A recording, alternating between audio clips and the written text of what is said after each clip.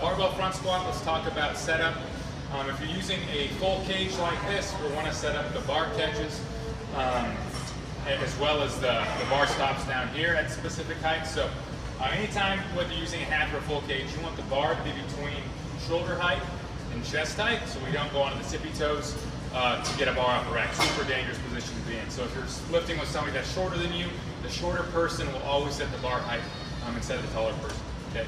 When we're setting these for a front squat, we just want to drop into a squat, and we want our shoulders just above these catches. So if for some reason we do happen to fail on a rep, we just drop it here without injuring ourselves or the rack. If you're in a half rack where you don't have bar catches like this, I recommend squatting with a spotter. Okay, so 2 front rack positions. We'll do more of an Olympic style here, and it'll work into maybe a more comfy style as well. So the grip's going to come just outside the shoulders. We only want 2 to 3 fingertips on the bar. So when I come here, I'm going to come straight up. My elbows have a nice parallel shelf to them, and you'll look, the bar is resting on my shoulders. I can do this without the bar rolling down. So my wrists and my fingertips are really just preventing the bar from falling off my shoulders. I am not bearing the load of this bar with my wrists at all. So hands here, shelves up to 90, fingertips keep the bar up on our shoulders, and our shoulders are bearing the weight of that load. Okay, so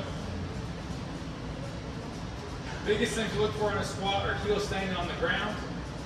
Knees are going the same direction as the toes.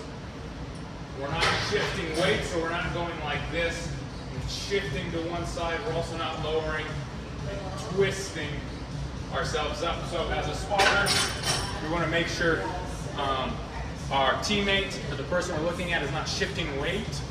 Typically someone will shift towards your stronger side, but that kind of puts torsion through the body, so we don't want that. We also don't want the bar to twist. Again, we don't want rotation in a squat. So as far as a comfy stance, no 2 squats are going to look the same.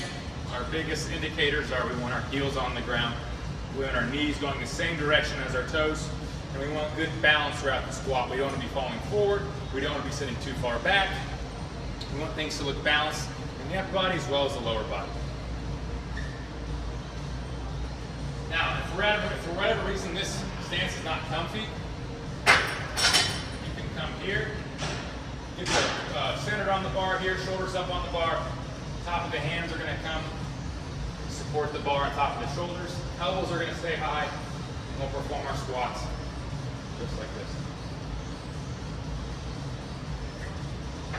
As far as depth goes, we want to drop so the hips are parallel or even slightly above the knee.